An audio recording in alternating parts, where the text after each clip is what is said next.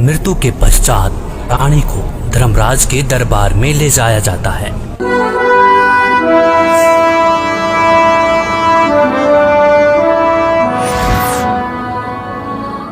पृथ्वीलोक पर प्राणी जैसा भी कर्म करता है उसका विवरण हर रोज धर्मराज के बही में ऑटोमेटिकली फैक्स हो जाता है।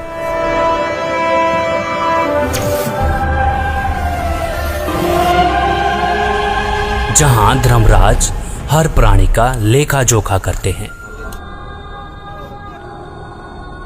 इसीलिए धर्मराज को 21 ब्रह्मांड का न्यायाधीश भी कहा जाता है।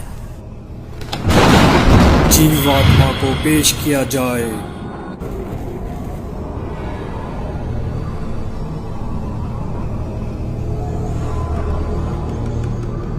इसने प्राय स्त्री के साथ दुष्कर्म और हत्या का पाप किया है, इसे नरक में डाला जाए।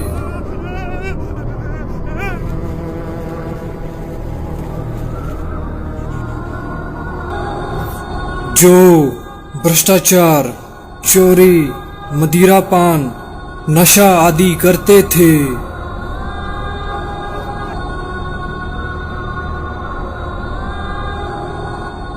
पर स्त्री के साथ दुष्कर्म।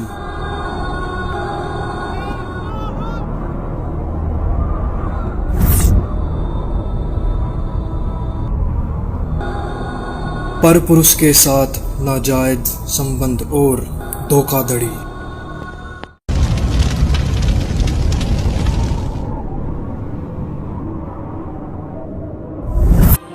दो नंबर का काम करके कमजोर और असहाय लोगों का शोषण करना और मनुष्य के जीवन के साथ खिलवाड़ करना।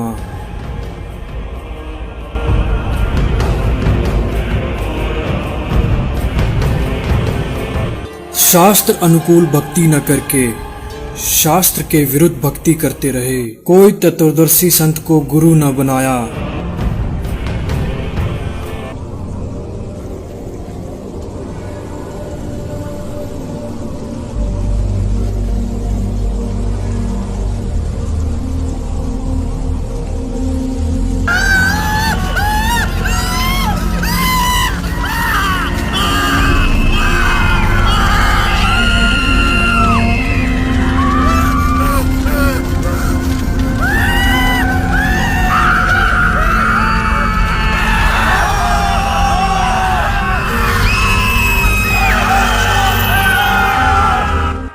पूर्ण परमात्मा ने कष्ट देखा और उसको आना पड़ेगा, शास्त्रों को खोलना पड़ेगा और इतिहास को फिर दोहराना पड़ेगा जो 600 साल पहले।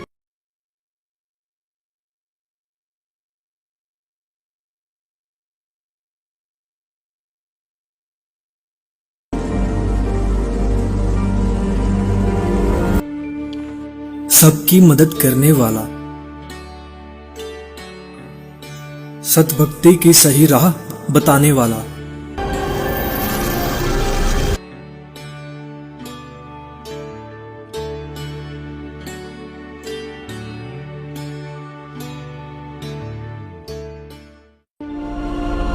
बहुत सारी आत्माएं तत्व ज्ञान को जानकर सतलोक चली जाएंगी। तेरे कोटी में झांकी सुरता तो हे पति बुलावे है। इस मोह ममता के जाल में तने काल फसावे है। अपने पति को भूल बावली बैठी आराम संगर के। काम क्रोध मोह लोभ मस्करे रिये जारा के। अपने पति को भूल बावड़ी बैठी आराम संगर के। काम क्रोध मोह लोभ मस्करे रहिए जारा ते डर के। माता पिता संतान संपत्ति में तू तो उलझ गई घर के। मिलना चाहे पति अपने ते बांधे कफन सिर के।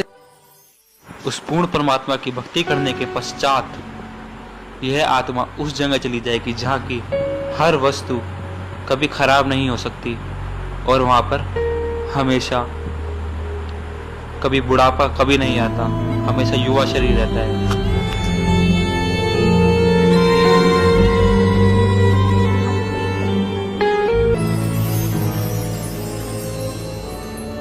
सतलोक में चल मेरी सूरता,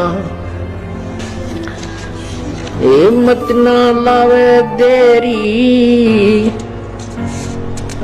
सच कहूं ना झूठ रती बरी, बात मान ले मेरी। सतलोक में चल मेरी सुरता, ए मत ना लावे देरी, सच कहूं ना झूठ रती बरी, तू बात मान ले मेरी।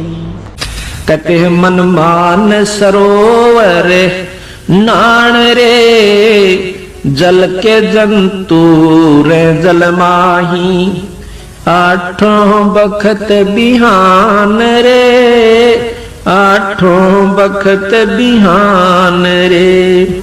मन मान सरोवर नान रे, जल के जंतु रे जल माही, आठों बखत बिहान रे। कि भाई मन नोक है मान सरोवर नहाया करे। ऊपर जो सरोवर है सतलोक की तरफ चलते हैं ना, इस मृत मंडल में भी 21 ब्रह्मांड के अंदर भी मान सरोवर है, इनसे ऊपर सतलोक में भी मान सरोवर है। कहते हैं मन मान सरोवर नान रे, जल के जंतु रे जल माही, आठों सतलोक जहाँ पे सतपुरुष साकार रूप में है, जो कि इस समय संत रामपाल जी महाराज के रूप में धरती पर अवतार लेके आ चुके हैं, जो कि हमें शास्त्रों के अनुसार भक्ति खोल के बता रहे हैं, शास्त्रों में उंगली रख के बता रहे हैं। जब ये शरीर छोड़कर जाता है तो परमात्मा के दरबार में जब इससे अकाउंट लिया जाता है तो ये क्या कहता है, भगवान मेरे को पता नहीं लगा, मुझे ज्ञान नहीं हुआ कि मुझे क्या करना चाहिए था, भक्ति करनी चाहिए थी या नहीं थी। तो परमात्मा उलाहने में नहीं रहते, परमात्मा ये भी कसर नहीं छोड़ते। प्रत्येक गांव में, प्रत्येक नगर में, पूरी पृथ्वी पर कोई भी प्राणी ऐसा नहीं जो इस बात से अपरिचित हो भगवान की भक्ति करनी चाहिए, परमात्मा ने याद करो। यानी किसी ना किसी के मुख से उसने अवश्य कहा है भगवान की भक्ति करनी चाहिए, परमात्मा ने याद करवाई। कोई गलती करता है, पाप कर रहा है, भाई भगवान से डर, मालिक ने याद करे। यानी इस तरह की प्रेरणा प्रत्येक प्राणी तक मालिक ने पहुंचा रखी होती है। फिर दूसरा ये होता है, जैसे आप जी गए हुए हो, आप प्रत्येक भाई को, बहन को, मित्र को, सहेली को, कोई रिलेटिव है, संबंधी, उनसे अवश्य ये चर्चा करते हो कि भगवान की भक्ति करो और भक्ति का मार्ग ये है, वो भक्ति का साधना ठीक नहीं है। तो भले ही वो नहीं मान रहे हैं तो उनका दुर्भाग्य है। जब वो सच्चे दरबार में जाकर खड़े होंगे उनका कोई पुण्य उनके साथ होगा नहीं, क्योंकि भक्ति शास्त्र विरुद्ध है। गीता जी अध्याय नंबर 16 के श्लोक नंबर 23 में कहा कि अर्जुन, शास्त्र विधि को त्याग कर जो मनमाना आचरण करते हैं, मनमाने आचरण का अर्थ है जो अपनी मर्जी से लोक वेद के आधार पर, सुनी सुनाई कथाओं के आधार पर, ज्ञान के आधार से पूजाएं करते हैं, वो मनमाना आचरण कहलाता है, जो वेदों और गीता में वर्णित नहीं है। जो शास्त्र विधि को त्याग कर मनमाना आचरण करते हैं उनकी ना तो कोई सिद्धि होती है, ना उनकी गति होती है, ना कोई सुख होता है, यूजलेस। तो जो साधना आप कर रहे थे वो तो उनके पास साथ भक्ति धन हुआ नहीं और पापों की गठड़ी बंध गई पूरी। पाप बहुत इकट्ठे कर लिए, क्योंकि पाप तो दिन में बिना गिनती के होते हैं और पुण्य करने के लिए विशेष व्यवस्था करनी पड़ती है, गुरु बनाना पड़े। फिर जैसे गुरु जी बताओ वैसे साधना, पूर्ण गुरु, नकली गुरुओं से पूजा नहीं, ना उनकी कोई द्वारा बताएगी साधना से लाभ होने वाला। तो ऐसे पूरा गुरु मिले, फिर आप सच्ची लगन से, सच्चे तरीके से लगे, तब पुण्य बने। तो पुण्य तक कोई उनका बना नहीं, पाप की गिठड़ी बंद गई। फिर वहां जा खड़ा हुआ धर्मराज के दरबार में।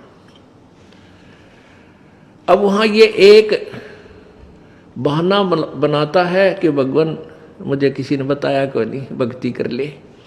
तब इसका फिल्म चलाता है परमात्मा, ये सब आप जो भी बातें जिसके साथ कर रहे हो, वैसे कोई गुप्त का गलती कर रहा है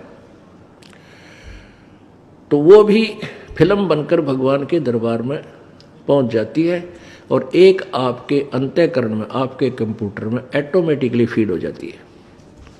तो जब ये वहाँ खड़ा होकर ये झूठ बोलता है, बहाना बनाता है, तो परमात्मा इसके कंप्यूटर से जो वहाँ भगवान के दरबार में इसके नंबर का है ऑन कर देता है कि ले देख, ये भक्त तुझे क्या कह रहा है, ये बहन तुझे क्या कह रही है कि भक्ति कर ले, तू क्या कह रहा है, फिर देखेंगे किसने देखा है। ईब के भक्ति करने का टाइम से बुढ़ा होकर भक्ति करूंगा। और भक्ति तने करी नहीं, बकवाद करता रहा।